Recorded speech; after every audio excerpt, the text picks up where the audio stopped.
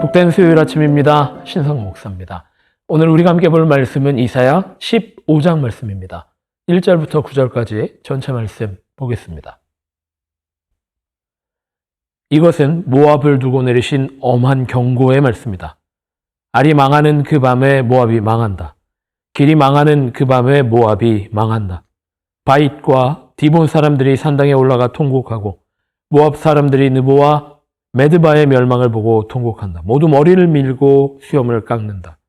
그들이 굵은 배로 허리를 등이고 길거리에 앉아 울고 지붕 위에 올라가 통곡하며 광장에서도 통곡하니 볼의 눈물이 마를 날이 없다. 헤스본과 엘르알레에서 부르짖는 소리가 저 멀리 야하스에까지 들리니 모압의 용사들이 두려워 떨며 넋을 잃는다. 가련한 모압아, 너를 보니 나의 마음까지 아프구나. 사람들이 저 멀리 소알과 에글랏 슬리시아까지 도망치고 그들이 슬피 울면서 루힛 고개로 오르는 비탈길을 올라가고 호로나임 길에서 소리 높여 통곡하니 그들이 이렇게 망하는구나. 니므림 샘들이 말라서 메마른 땅으로 바뀌고 풀이 시들고 초목이 모조리 사라지고 푸른 것이라고는 하나도 볼 수가 없구나. 그러므로 그들이 남겨놓은 것과 쌓아놓은 재물을 가지고 버드나무 개울을 건넌다. 그 곡하는 소리가 모압 땅 사방에 울려 퍼지고 그 슬피 우는 소리가 에글라임에까지 들리며 그 울부짖는 소리가 부엘 엘림에까지 이른다. 디몬의 물이 피로 변하였다. 내가 또 다른 재앙 하나를 더 내리겠다. 모압에서 도피한 자들과 그 땅에 남은 자들에게 사자를 보내어서 그들을 찢게 하겠다. 네, 사순절 시작의 아침입니다. 어제 뉴욕에 뉴욕다운 눈이 오랜만에 왔습니다. 오랜만에 하얀 눈을 보면서 참 행복한 시간들을 보내셨으리라고 생각합니다. 모두 다 안전하시죠? 이번 사순절이 주님 주시는 은혜로 가득한 우리 모든 베델 성도들 되셨으면 좋겠습니다. 오늘 우리가 함께 보고 있는 말씀, 사순절 첫째 날 보는 말씀, 바로 이사야 15장의 말씀입니다. 이 말씀을 보면서 여러분들 어떤 생각이 드십니까? 오늘 말씀의 주인공은 바로 모압입니다. 하나님께서 이사야를 통해서 모압이 어떻게 망할 것인지, 그 슬픔이 얼마나 클 것인지, 그 징계가 얼마나 무거울 것인지 이야기하고 있습니다. 모압은 징계받을 만한 일들을 벌인 사람들입니다. 하나님을 경외하지 않았고 또 이스라엘과는 반목하며 살았습니다. 혈통적으로는 유대 민족과 히브리 민족과 친척 관계다라고 할 수 있는 이 사람들은 그럼에도 불구하고 하나님을 경외하지 않았던 사람들입니다. 그래서 오늘 하나님께서는 그들을 심판하실 수밖에 없었다라는 것을 우리가 먼저 알아야만 합니다. 그런데 오늘 우리가 주목해 볼 만한 내용이 한 가지 있습니다. 이사야가 모압의 심판을 보면서 다른 민족과는 다르게 마음이 많이 무너져 내렸다. 마음이 아팠다라는 겁니다. 오늘 우리가 읽었던 본문 중에도 있지만 16장 말씀에 보면 11절에 그렇게 말하고 있습니다. 모압을 생각하니 나의 심장이 수금줄이 튀듯 떨리고 길랄레셋을 생각하니 나의 창자가 뒤틀린다. 그만큼 고통이 컸다라는 겁니다. 이사야가 모압을 심판하신 하나님의 역사를 보면서 마음이 많이 아팠다라는 것을 우리가 확인할 수 있습니다. 이사야의 마음이 왜 아플까 생각해 봅니다. 심판받을 만한 민족이었고 징계받을 만한 민족이었음에도 불구하고 이사야는 왜 이리도 마음 아파하고 있었던 것일까? 이사야의 모든 것은 하나님께서 허락하신 겁니다. 오늘 이사야의 마음, 이 아픈 마음, 애끓는 마음, 무너지는 마음도 바로 하나님의 마음이신 겁니다. 하나님은 정의의 하나님이시기 때문에 심판하셔야만 합니다.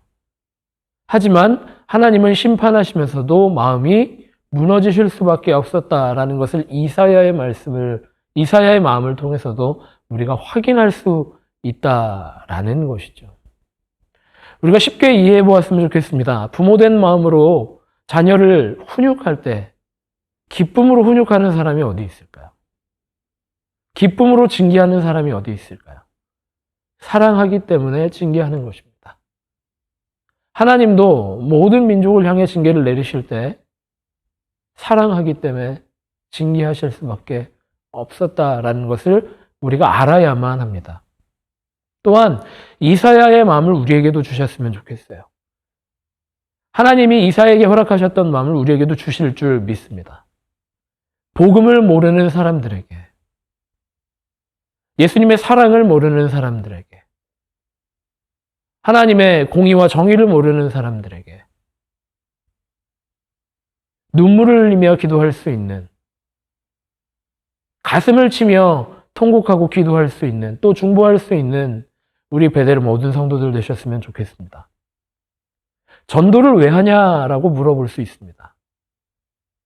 교회 규모를 키우기 위해서, 혹은 교회가 잘 되기 위해서, 세력을 확장하기 위해서 전도하는 것일까요? 세상 사람들은 그리 생각할지도 모르겠습니다. 하지만 그리스도인이라면, 하나님의 자녀된 우리라면, 하나님의 마음을 품고 있는 우리라면 전도를 왜 하는지 정확히 알 수 있습니다. 사랑하기 때문입니다. 복음의 능력을 선포해야만 하기 때문입니다. 복음으로 사는 사람의 생명력을 보여주어야만 하기 때문입니다. 그것이 바로 하나님의 마음이고 우리가 전도하는 이유다라는 것을 알 수 있게 됩니다. 이사야가 예언하는 이유도 마찬가지입니다. 이사야가 이 땅을 위해서 심판의 하나님을 목소리 높여 선포하는 이유도 이 때문입니다. 하나님의 징계 앞에 사람들이 겸손해질 수 있도록, 하나님의 공의 앞에 세상이 엎드려질 수 있도록, 그래서 그 하나님의 사랑을 경험하고 하나님의 사랑 안에 들어올 수 있도록, 하나님의 백성 될 수 있도록 하나님은 오늘도 이사야에게 주셨던 그 마음을 우리에게도 주고 계시는 줄 믿습니다. 전도를 왜 해야 할까요? 사랑하기 때문에 하는 겁니다. 전도를 하는 이유는 우리가 복음으로 살았더니 생명력으로 살 수 있었고, 복음의 능력으로 살아서 우리가 구원받은 백성임을, 또 충만한 은혜로 살아갈 수 있음을 경험했기 때문입니다. 이 사순절 우리가 먼저 경험하고 주님의 은혜를 충만하게 경험하고 그 은혜를 나누고 사랑을 나눌 수 있는 전도하는 모든 성도들 되셨으면 좋겠습니다. 그렇게 기도하겠습니다. 하나님, 주님의 마음을 우리에게 주시기를 원합니다. 하나님의 마음을 우리에게 주시기 원합니다. 예수를 모르는 세상을 위해 기도할 수 있도록, 하나님의 사랑과 은혜를 모르는 백성을 위해 하나님을 증거할 수 있도록 우리를 붙들어 주시고, 무엇보다 우리가 먼저 은혜와 사랑으로 충만한 사람들 될 수 있도록 인도하여 주시옵소서.